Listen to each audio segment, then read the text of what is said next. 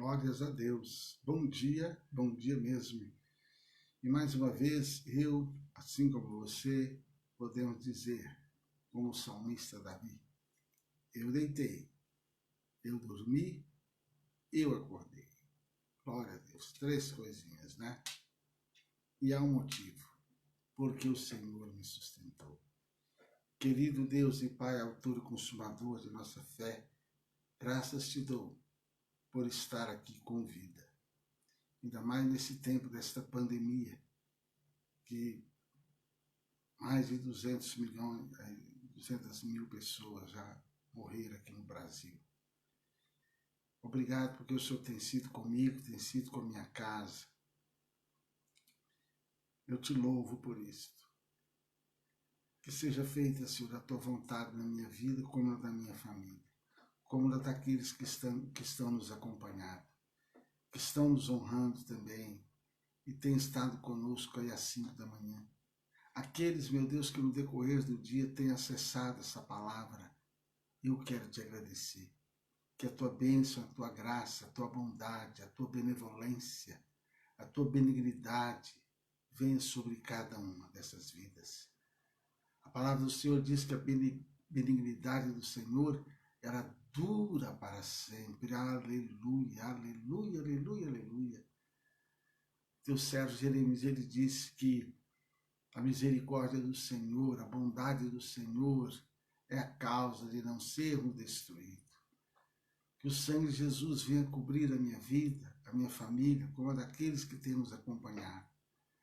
E venha nos livrar de todo o mal. Pai, não nos deixes cair em tentação, mas livra-nos do mal. E que seja feita a sua vontade, Senhor, em nossa vida, assim na terra como no céu. Que o teu Espírito Santo unja agora a minha mente, unja meus lábios, unja também a mente dos ouvintes, para que essa palavra, ao ser lançada, que ela não volte vazia para o Senhor, mas que ela faça aquilo que tem que ser feito na vida de cada um, segundo diz assim o teu servo Jeremias. Amém, amém. Glória a Deus. Nosso bom dia para a nossa Lúcia Sena, que é a primeira a aparecer aí, que está nos assistindo. Glórias a Deus. Hoje, queridos, a nossa meditação é em 2 Crônicas, no capítulo 21, que nos fala da morte do rei Josafá. É bom lembrar você que Josafá, ele era rei de Judá e foi um bom rei, um excelente rei, por sinal. O deslize que ele teve foi quando ele, como se diz assim, foi na onda do Acabe e entrou numa batalha com Acabe. Só isso aí que desagradou a Deus, mas ao mesmo tempo que o profeta Jeú repreende, o profeta Jeú o elogia, porque ele teve a coragem de destruir os altos, como está em 2 Crônicas 20, versículo 33. Os altos, queridos, como já expliquei, eram locais elevados, onde se praticava orgias e cultos idólatras. Então era um culto que eles faziam aos seus ídolos, aos seus deuses, regado a sexo, fazia parte. E os reis, eles era o pecado frequente da elite, tá? Era um pecado que a elite gostava, tá ok? Eles eram adeptos desse tipo de adoração, tá, queridos? Eles tinham, então, os reis, eles tinham medo de desagradar a elite, que eram a nata da sociedade na época, né, os ricos. Até mesmo alguns monarcas, o rei Asa, no versículo 15, 17, o rei Asa também foi um excelente rei, mas ele não teve coragem. O Amazias, segundo Reis, capítulo 14, versículo 3 a 4, também foi um bom rei, mas não teve coragem. E o Jotão, segundo Rei 15, 35, também fala que ele também não teve coragem, né? Eles promoveram foram homens que promoveram a reforma espiritual. Eles levaram Israel a adorar a Deus, esses reis aqui que eu citei, certo, queridos? Eles promoveram a reforma espiritual, mas eles se sentiram acovardados e não destruíram esse culto pagão. Você vê, eles foram de Deus, fizeram uma reforma espiritual, levaram o povo a adorar a Deus, que é o único Deus, mas não tiveram coragem de destruir os altos. E só que o nosso Deus, amados, o Altíssimo, ele queria uma obediência integral, mas o povo estava disposto a se submeter apenas parcialmente, tá? Então, entendemos com isto que não adianta uma perfeita assiduidade, queridos, aos cultos na igreja, um vasto conhecimento bíblico ou palavra, certo? Ou várias obras de evangelismo, se aquilo que o Senhor ordena em sua palavra é ignorado. E muitas vezes a pessoa ela é cristã, ela vai diariamente na igreja, mas às vezes tem áreas da vida dela que Deus diz, olha, é assim, vai por aqui, é assim que eu quero, mas a pessoa não tem aquela coragem de obedecer. Então aqui no 21, queridos, do versículo 3 ao 6, diz assim, nos fala, né, que Josafá dormiu com seus pais. Ele foi sepultado na cidade de Davi, junto com seus pais. E o Jeorão, certo? O seu filho passou a reinar em seu lugar. E diz assim, do versículo 3 a 4, nos fala sobre o Jeorão. E seu pai lhe deu muitos presentes de prata, de ouro e de coisas preciosíssimas, juntamente com cidades fortificadas em Judá. Porém, o reino deu a Jeorão, certo? Porque esse Jeorão, que eles vejam bem, ele teve irmãos, tá? O Azarias, Jeiel, Zacarias, Azarias, Micael, Zefatias, eles eram filhos de Josafá. E aqui nos diz a palavra que ele deu a eles presentes, ouro, prata, deu a eles cidades para eles governarem. Só que o reinado, o Josafá deixou para o seu filho Jeorão.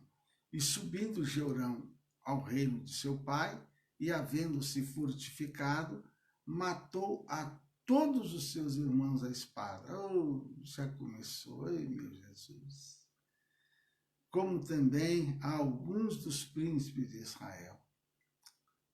Da idade de 32 anos era Jeorão, quando começou a reinar, e reinou 8 anos em Jerusalém.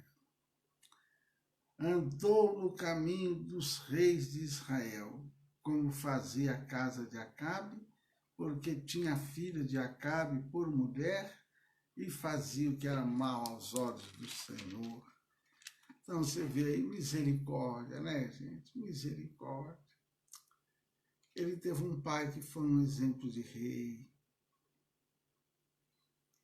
Foi um pai que depois de Davi foi o rei que mais andou na presença de Deus. E o filho dele já chegou matando seus irmãos e os demais príncipes de Israel. Casa com a filha de Acabe. Acabe era o rei de Israel. E o Jeorão era rei de Judá. Aí ele casa com a filha do desviado lá do Acabe e faz isso. É interessante que a Bíblia diz assim, ensina o seu filho o caminho que ele deve andar e na velhice não se desviará dele. É o que diz a Bíblia. Mas você vê que o pai dele deu a ele o reinado, talvez por ver dele competência, capacidade, talvez fosse o mais velho, fosse o herdeiro, e ele já chega fazendo estas coisas.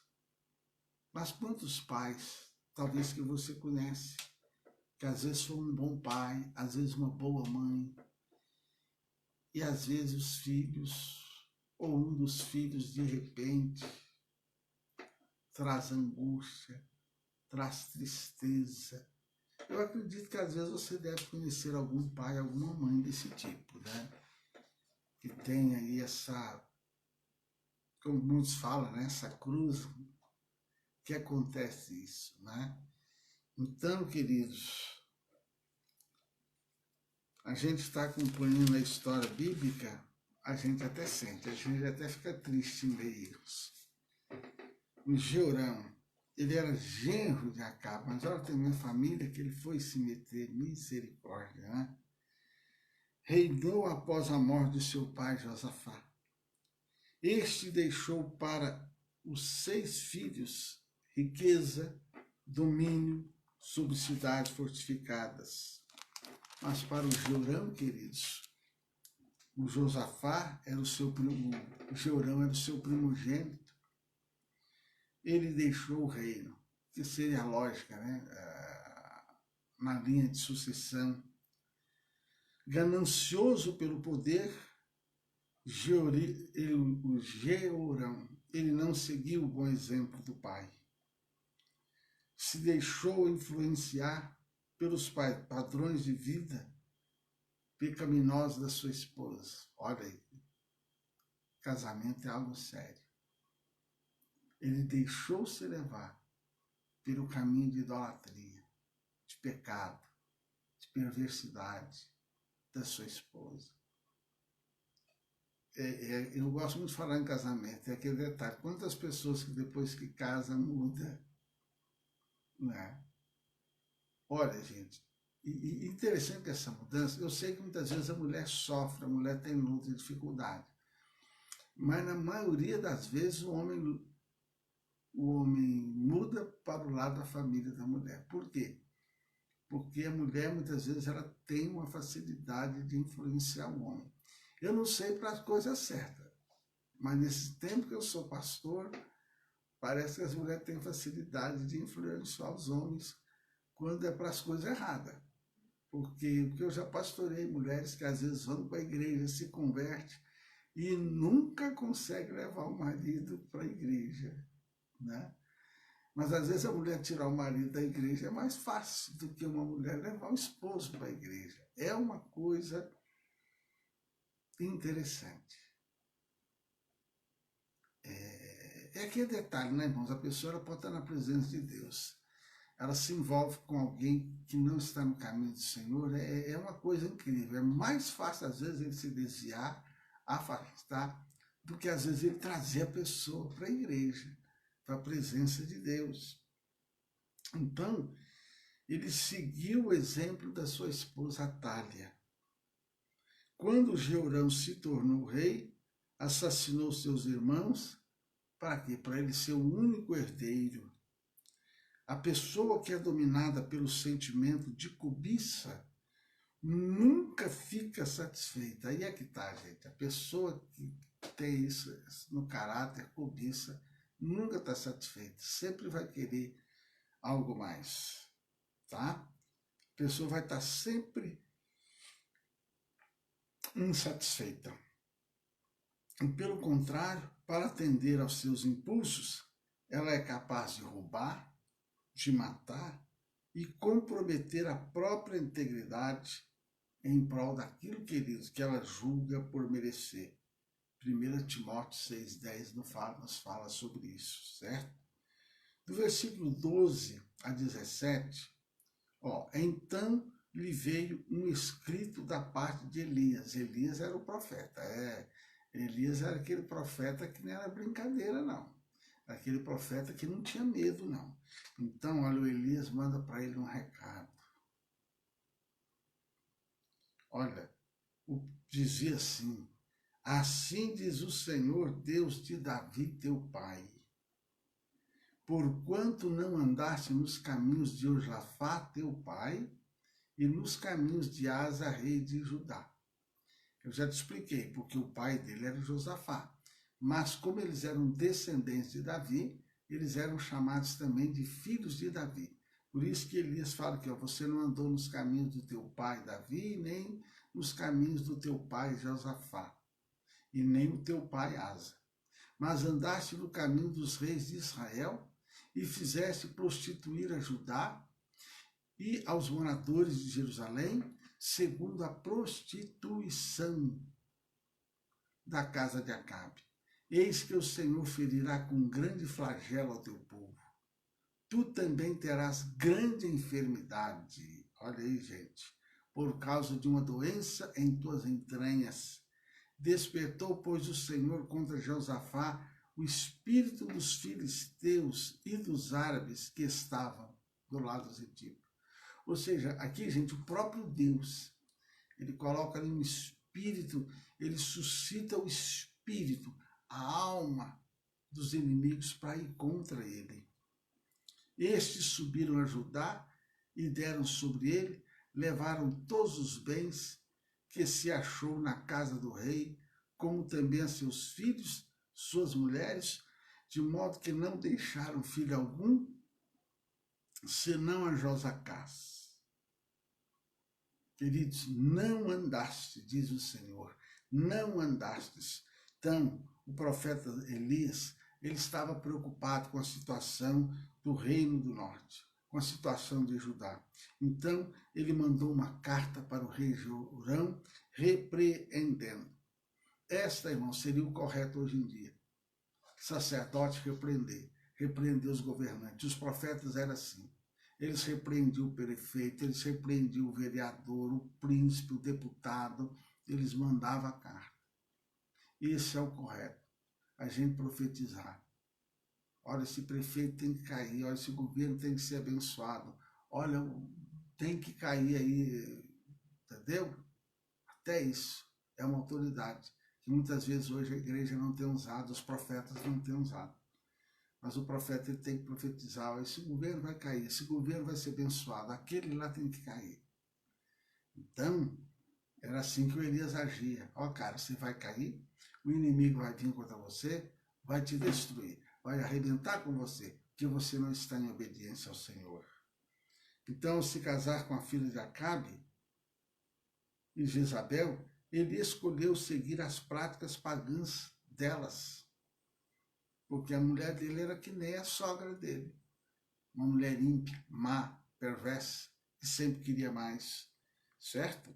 Ao invés da fé do seu pai no Deus vivo, o Jorão, ele se corrompeu, ele desprezou a Bíblia, ele desprezou as Escrituras, então ele sofreu as consequências dos seus atos, porque a disciplina divina veio. E hoje? Bom, hoje nós estamos no Novo Testamento, hoje nós estamos no tempo da graça, mas mesmo no tempo da graça, a Bíblia diz assim, que Deus disciplina aqueles que Ele ama. Nós estamos sim no tempo da graça, nós estamos sim no Novo Testamento, é verdade, mas no Novo Testamento, a palavra de Deus era clara. Assim como o pai disciplina o filho porque ama, Deus disciplina aquele que Ele ama. É que quase ninguém gosta de pregar esse assunto hoje em dia, né? Que Deus disciplina, não é verdade? Todo pregador só gosta de pregar. Deus é bom, Deus é bacana, Ele vai te dar seu carro, Ele vai te dar sua casa, Ele vai abrir a porta, Ele vai te dar isso, Ele vai te dar aquilo. Glória a Deus, aleluia, eu vou para essa igreja. Mas o Novo Testamento fala que Deus, Ele disciplina quem Ele ama. Está no Novo Testamento também. Tá? Então, queridos, a disciplina divina veio para toda aquela nação em forma de flagelos, em forma de conflitos, em forma de Covid. Era o Covid daquela época. Veio em forma de flagelo. Então, muitos ficam aí pregando, porque é o diabo no Covid, é o diabo ali, é o diabo ali. Gente, eu até acredito que por trás disso, sim, é lógico que está Satanás, é lógico que está demônios. Eu creio, sim, que é isso. Mas está a disciplina de Deus para o mundo.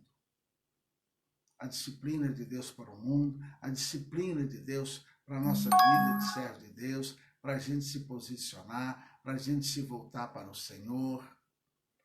Tá, queridos? Então, mas para ele especificamente, veio em forma de uma grave doença nos intestinos, da mesma forma que Jorão, muitos filhos, por mais que tenham bons exemplos dos pais, escolhem seguir um caminho totalmente oposto ao deles, certo? Assim, ao se deixar influenciar pelas más amizades, adquirem comportamento contrário aos ensinados por pai. Você que é mãe que está nos assistindo, você que é pai, quem sabe às vezes isso tem ocorrido na sua casa. Tomara que não. Tomara que os seus filhos possam andar nos seus caminhos, tomara que os seus netos possam ser pessoas tementes ao Senhor. E do 19 e 20 diz: sucedeu que depois de muito tempo, a fim de 2 anos, saíram-lhe as entranhas por causa da doença, morreu daquela grave enfermidade. Seu povo não lhe queimou aroma. Era da idade de 32 anos quando começou a reinar e reinou 8 anos. Ele morreu novo. Então foi sem deixar saudades. Esse aqui é o que a Bíblia está dizendo. Ó. O povo não queimou nem aroma para ele. É aquele tipo de gente que quando morre não deixa nem saudade. Será que você já conheceu alguém assim que morreu? Ah, esse aí não vai deixar nem saudade. E foi sem deixar saudade. Gente, misericórdia. Deve ser ruim a pessoa morrer dessa forma. Foi sem deixar saudade. Era costume o povo prantear e queimar especiarias aromáticas nos funerais reais. Mas no funeral de Jeorão não houve isso. Ele morreu com apenas 40 anos, queridos. E ninguém sequer lamentou sua morte. Gente, ninguém chorou a morte do homem. Todos estavam cansados desse monarca ímpio. Jesus, ele foi sepultado sem qualquer honra e nem mesmo teve direito a sepulcro real. Assim como o rei não honrou ao Altíssimo em vida, ele não foi honrado em sua morte. 1 Samuel 2,30. Ah, não, Senhor, Deus tem misericórdia. Não, eu não quero morrer de Covid, não, sai para lá. Gente, quantas pessoas têm morrido desse Covid aí? Que não dá nem para acender vela, né? Aqueles que têm o costume de acender vela. Não dá nem para se despedir. Ah, não, Senhor.